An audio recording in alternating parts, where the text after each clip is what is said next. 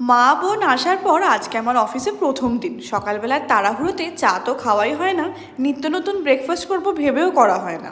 কিন্তু এই মা আসার সুযোগে সকালবেলা দারুণ ব্রেকফাস্ট করলাম, আর সব থেকে বড় কথা, মাথায় কোনো টেনশন নেই। অফিসে সবার জন্য তো মাকে দিয়ে মিষ্টি আনিয়েছিলাম, কাঁচা করলাম। আসলে ওরা অনেকদিন ধরেই বলছিল কলকাতার মিষ্টি খাবে, ওই জন্যই নিয়ে আসা।